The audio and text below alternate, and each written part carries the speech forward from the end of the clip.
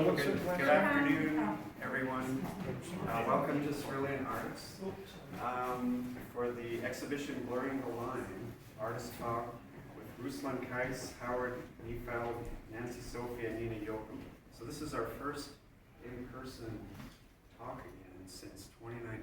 So feels good to be here again with people. So we're recording it for posterity. We're very excited for the exhibition. Who would like to speak first? Nancy? So we'll. Sure, absolutely. Yes. So my name is Nancy Sophy, and I have works on exhibit here that are both works on paper and then a painting on canvas over here. I was really excited to participate in this exhibit. I love the idea of blurring the line as we're thinking about, how we move through ideas and into abstraction. My work is heavily based not only in my studio research with themes, but also process. So the works that you see here and around the room, they really are poppy seed oil and pastel on paper. And they're something a process that I've been working on, I think I've been working with about 20 years now, so very excited to say. In addition to that, I also work with oil and acrylic on canvas. This is oil. And again, working with similar imagery, but using a very different process that I'm investigating more texture, but the colors sort of all link as well. The one thing I've been thinking about with this show is I did have an opportunity to peek at it before today, was seeing the connection, with the others' work. And one thing I wanted to mention is how I begin my process really with starting with representationalism. So I'll do drawing after drawing, collect images, and then break it down so that I can move into the realm of abstraction or non-representational imagery. And it really, allows me to have this time to explore and research my themes that really are based in place, in memory, and even in identity and heritage. Okay. Thank you. I'm happy to take questions. It's always a little hard being first, but. Well, we can also chat during the. Absolutely. But Yeah. we take up questions if Or who the- has, a couple minutes. I'm sorry, you go. You said identity and heritage, so what identity and heritage are you saying? Well, so my family's heritage is Ukrainian and Lebanese. So I actually had an opportunity to go to Lebanon back in 2000 for a travel grant, an artist travel grant, and was able to see my grandfather's home and things like that. But it's really, for me, I'm thinking about that, human experience, about how we think about that moment, the past, and how it's also informed by our identity, which also plays upon heritage.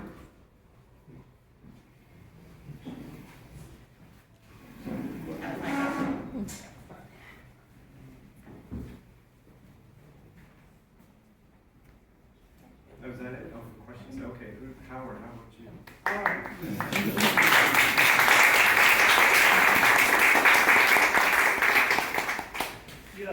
I'm Howard Neifeld. I have these abstracts here, and I guess these are more surreal images. The gouache, I call them mountainside paintings, and I guess I have an abstract down at the end on the far wall, and a few more mountainside gouaches, paintings over there. The big one's an oil painting, as is the painting over here is an oil painting. And I guess I'm supposed to talk about how they relate to each other, and I partially think of them as opposites at times, because these gouache, well, this is an oil, but these are pretty spontaneous paintings. I usually start with a random color, which usually becomes the background, which might be the source of light coming through. But with the gouaches mountainside, even though they're fairly controlled and I don't want to call it tedious, when I start out, I kind of start out in a loose fashion. Sometimes I'm spinning the paper upside down. I try not to think about the forms. I almost create the forms in an abstract manner, even though they end up being more representational. So there's that sort of thing going on. And, you know, I have fun. These are more like, I kind of experiment with the medium. Sometimes I like to lose control and see what happens and try to create purposeful accidents. And anyway, that's pretty much the story. Any questions for me? Maybe we'll hold the questions to the end. We'll give all artists a chance to speak their piece. So, thank you, Howard. Okay. So maybe-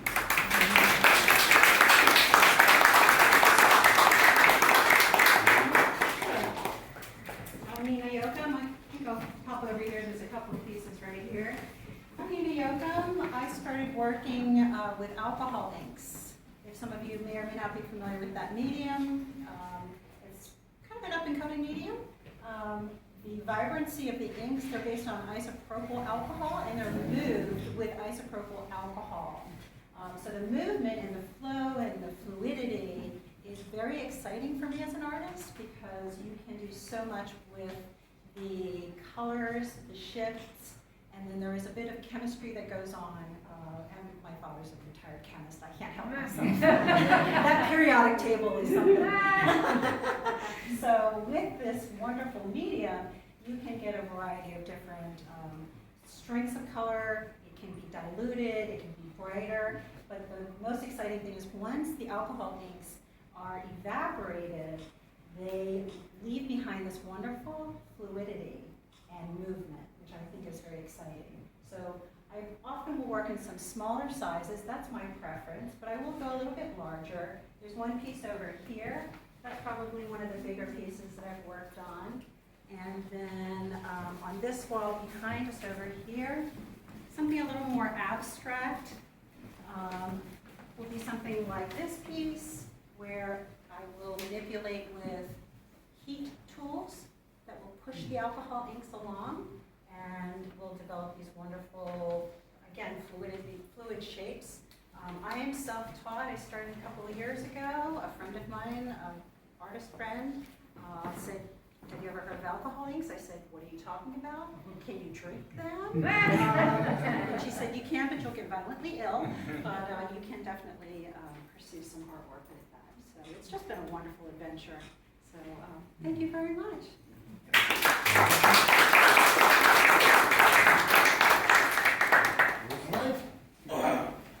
Hello everybody, my name is Ruslan, my last name is Khais. I'm Philadelphia-based artist, and looks like I'm the most eclectically presented guy in this group. I have a few landscapes and a few figures. Generally, blurring the line for me is a place where you go when you don't want to do a representational or realistic view, but you don't want to swim through no rules land of abstraction. So you're trying to find this kind of, pardon me for a cliche, razor edge between abstract and representational. I was more with the landscapes, but lately I was helping a friend of mine to prepare for art history classes, and he was doing the Italian manierism, and I look at El Greco and I said, "We're all midgets, let's do some figures."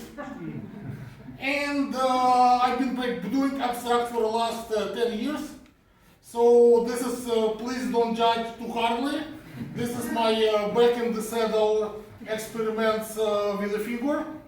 And you can despise, you can see even if they figure turn to be more and more with acrylic, but you can see the palette the same, the rule of they're using the colors. I like a little bit meaty sides of the paint when it's more physical and have more materiality. And that's pretty much it. I'm pushing in both directions, and we'll see what happens. It's just always an adventure. Thank you.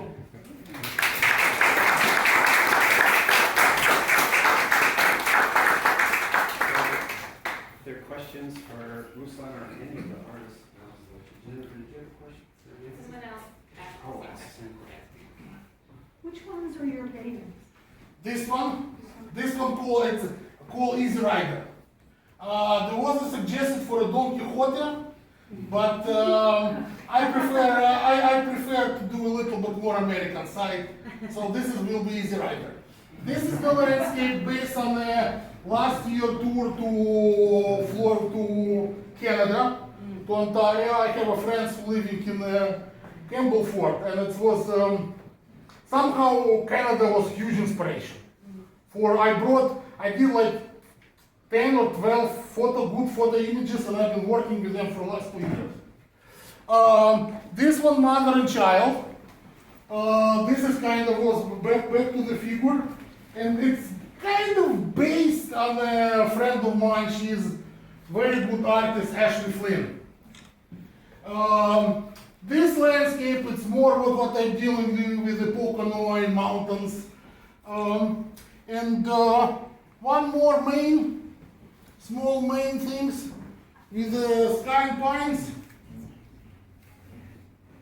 And that's pretty much it for now. Thank you. Are there questions? I have a question for Nancy. Nancy, how do you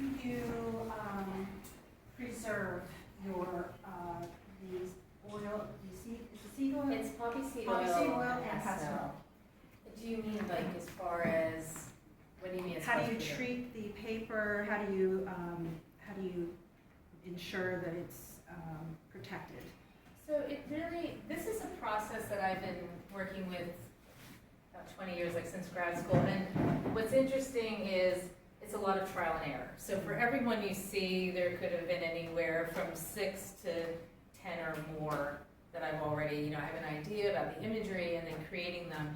And it really does start with using oil painting mediums like poppy seed oil, walnut oil, linseed oil, and drawing with it. And that's really, or painting with it, however you want to see it. And then using ground pastel. And I have some that are backlit as well with light boxes that are just the oil on the paper. And it really does, it's really such a part of my process and interest in that idea of taking risks and making mistakes. So that's really, what I find is, and I know one of the things you'll notice is that the paper is sort of floated and has a bit of a spacer because it wouldn't be great for it to be right up against the glass of the frame. So, Nina, I have a question for you. Could you describe your process with ink? Like, how do you get Sure. this effect? Sure. So the effect can be done again, cool or hot air with even things. I'm going to admit I use something called the world's smallest hair dryer. You can get that on Amazon. It's for real. But you can blow cool air or hot air, and that will manipulate some of the inks. I also use tools like foam brushes, just paint brushes as well. I work flat because you need to have a substrate like Yupo paper, anything non-porous, so that the inks flow on top of that. And then the inks can also move with isopropyl alcohol, and that will make them move. I also will sometimes use movement of the paper. Once the inks are laid down, you can actually tilt them as well to get them to flow. So some of the images, in particular, I'm going to point behind Ruslan back there. So the image right behind Ruslan with the kind of the pinks and purples and browns, that started out with like laying out the inks and then moving it back and forth, and then finally coming through with foam brushes and paint brushes. The alcohol inks do evaporate very, very quickly, so you do have to move pretty quickly, but you can reinvigorate them with a little more isopropyl alcohol. So if you're not quite sure you're done, you can just throw in more alcohol ink and throw in a little bit more alcohol dilute and start making some impressions. Thank you. Thank you. So does the composition change when it dries? No, no, it will When stay it's the wet, same. you When it's know what wet, you have. exactly. So when it's wet, and I know when I'm done, I can take something called a heat gun, craft heat gun, and I can just use that heat to just settle it down and dry it. And what did you use for these three on top to seal it? Oh, so yes, very frequently what I will do is I will mount the Yuko paper onto panel, and then I will resin that panel so that it looks like tile. Yeah. Really does. Yeah, so I like the little shine factor. Yeah, so that also helps to preserve. I'm very into the preservation of the inks. Some people think that the inks will fade over time, but if you use the best quality inks, use the best quality paper, you use the best quality sealing like Windsor and Newton sprays, like really good quality, you're going to have a long-lasting treasure. So, thank you. Any other questions? Yeah. And Nancy, do you use organics like the pieces that you have are Yes. so organically so? Absolutely. So yes, so that is where, as I No, mentioned I don't, before, sir. I often start with I'm the smelling so sketching. much paint, you know. And sketching outside, sketching in nature, sketching at a certain place that's sort of meaningful. And then I do something that is a bit of like a stamping on certain things. So you see that because some of this is what we hold on to. And that's a lot of my studio practice and research is like thinking about the human experience of like wanting to capture something to bring it with you.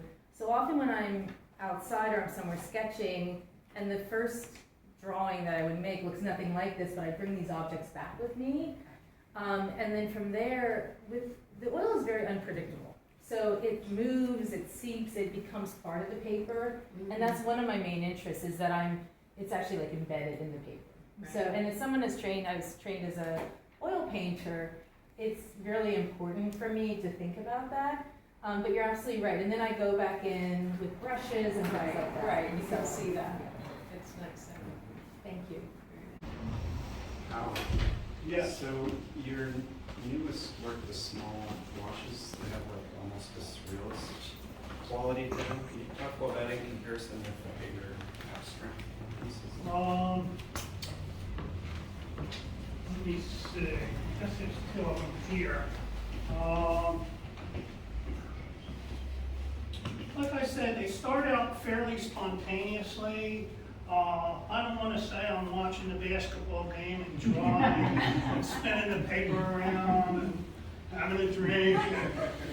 But, I mean, this one actually was a part of a bigger sketch, which I did another painting out of. But in a sense, well, this is a large oil, and I'm trying to think of similarities. I mean, I kind of look at, this has different vantage points to me. The space kind of goes back and forth, like I look in one spot and it does one thing, and then it maybe I'll look in another spot and it'll take me to a different place. I try to keep that balance going. As far as the smaller washes, I guess I just wanted to do something new, and I do enjoy like painting the rocks and the clouds, and like I said, they're fairly spontaneous, so in a way that the abstracts, a lot of times they start out spontaneous and I'm knocking the bottle over and it's spilling and I'm like, oh my God, I'm trying to save it. I like to kind of push things to the edge. I've been known to like set things on fire and try to put it out and like maybe kill something and bring it back to life like Frankenstein.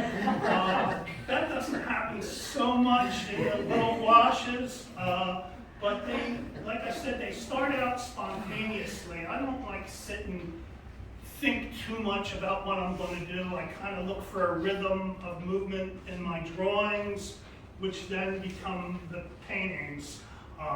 Whereas the washes and the oils, they're more like kicking the paint can over and trying to make it come together, where these are pretty well, even though they start out loosely, they're pretty tight. Is that the wrong word? That's the right word. But sometimes there's usually something that's not going to go right, and I'm still kicking the paint can over, even with the more controlled gouaches. Does that answer your question? I was wondering how I could see how you would have one of your abstracts and you would say you kill it and you bring it back. But here, where it looks so tight, how could you kill it and bring it back? Well, I have my matches in the pocket. But then how does it come back? I think any painter knows that there's a point where you're trying and you're scrambling, like all of a sudden it's going wrong in the paint, and you don't want to make it muddy. It doesn't happen as much with the gouaches, but like I said, I do try to keep myself open so that accidents can happen. I like working with accidents. I don't like to be predictable with what I'm doing because it kind of gets boring. So I'm always hoping that that element comes into the work, and it usually does here or there. Seems like no matter how much I can plan something out, something's going to get a little crazy with me, or I'm going to end up erasing something and saying that's wrong and starting over or whatever. Thanks, Howard. And thanks